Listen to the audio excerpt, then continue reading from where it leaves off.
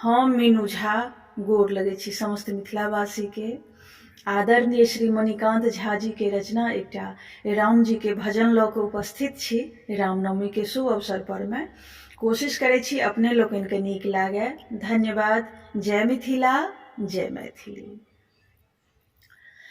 भगवान अहाँ छी भरि जग लेल, हमरा सब लेल तऽ पाहुने छी।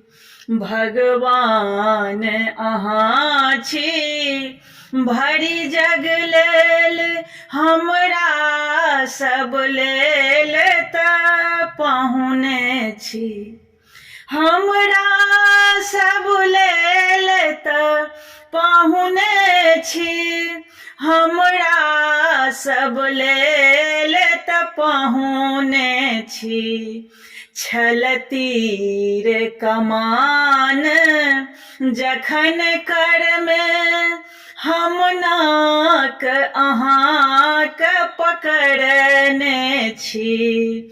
भगवान अहाँ छी भरि जग लेल, छथि पिता अहाँके केहन भूप। छथि पिता अहाँके केहन भूप, तीन तीन कनिया के देखथि रूप। तीन तीन कनिया के देखथि रूप, हमरा सँ नुकायल नहीं किछुओ।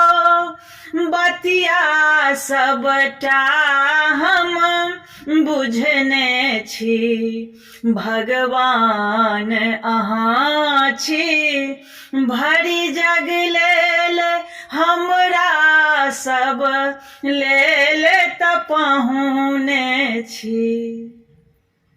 छथि धिया हमर श्री जग जननी, छथि धिया हमर श्री जग जननी। घैलक उपजल कोरल अवनी, घैलक उपजल कोरल अवनी। तैं हमरा नहीं कोनो चिंता, तैं हमरा नहीं कोनो चिंता। हिनकहि बल हमहु भजने छी, भगवान अहाँ छी भरि जग लेल, हमरा सब लेल तऽ पाहुने छी। भगवान अहाँ छी भरि जग लेल। ई मिथिला थिक प्रेमक नगरी, ई मिथिला थिक प्रेमक नगरी। छिलक एहिठाम स्नेहक गगरी, छिलक एहिठाम प्रेमक गगरी। मणिकांतो एहि माटिक रहने, मणिकांतो एहि माटिक रहने।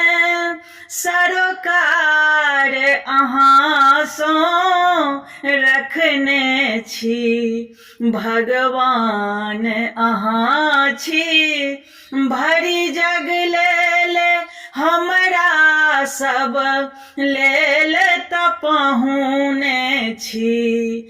छल तीर कमान जखन कर में, हम नाक अहाँक पकड़ने छी। भगवान